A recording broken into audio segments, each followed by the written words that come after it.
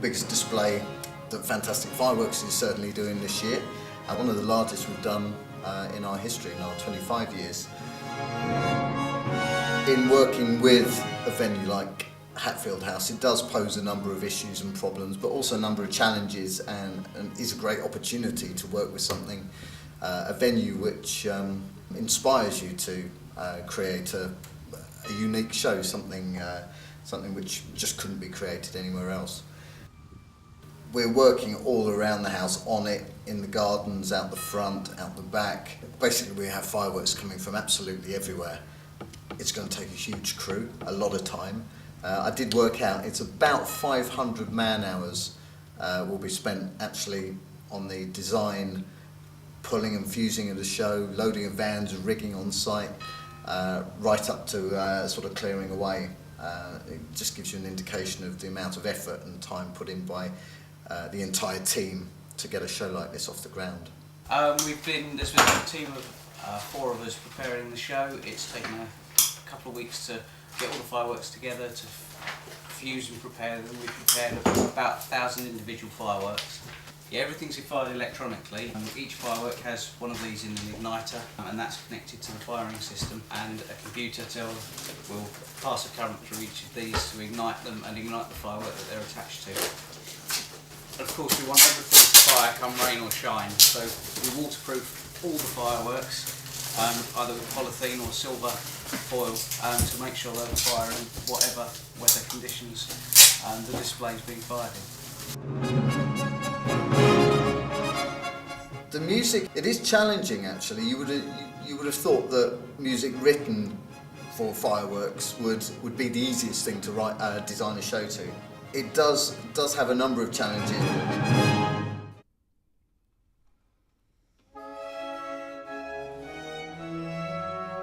There's some great tempo changes in there, and it gives you the opportunity to bring the intensity of the show right down to very subtle architectural effects, as well as the big crescendos, of course.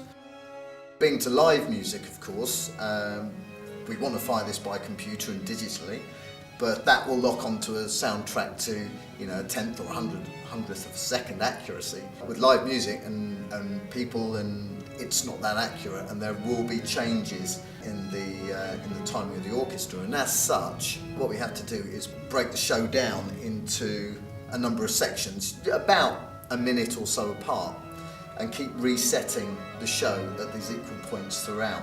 And what that enables us to do is still fire with a digital system, but keep on track with the speed that the orchestra are playing. They should only sort of drift out by a few seconds here and there. And the person cueing the show from Fantastic Fireworks will actually sit with the orchestra and in effect be one of the musicians, and he will be following the score, following the script, and cueing the firing system at the key points throughout the show to make sure that the two stay together. So here we are at Hatfield House. It's the day before the show. We've been here since 8 o'clock this morning, and we've been setting out all the mortar tubes which will be launching the shells hundreds of feet into the air during the display. We'll also be having fireworks off the roof. We've been putting equipment up there today, and from the gardens which are in front of the house. We have absolutely everything in there from our repertoire. It's a 26-minute show, but really throughout that 26 minutes it will progress all the way through. So you'll see absolutely everything in there that we can lay our hands on. So it's going to be a stunning show, certainly.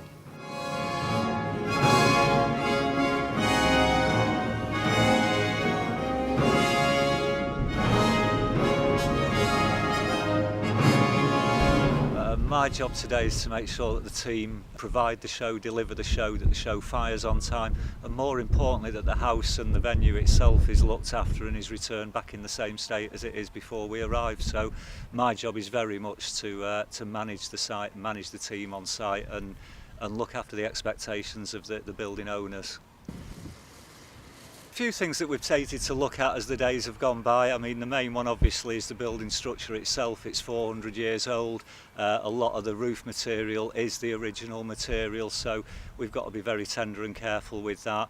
Lots of nooks and crannies. Things are built in a very awkward way, in an old way, so we need to work with that. We need to manage the risks that are therefore inherent both for our staff and for the building itself when it comes to the risk of fire or damage from fireworks themselves. The gardens, very, very nice gardens here at Hatfield House, and again we've got to be sympathetic to those as a site and try not to cause any damage to something that people have cared for years and years. So many sort of different problems that we wouldn't find on a standard November the 5th show in a big park area. We've got to look at everything from a very different viewpoint and take very great care over everything that we're doing. This is a special job. It's probably a one-off job this year. 400th anniversary for something with the history that Hatfield House has is something that will never come round again, and the next big celebration 100 years down the road, myself and my team aren't going to be around to see that one. So no, this is a very special occasion for us, and it's our job to make it a special occasion for the house as well.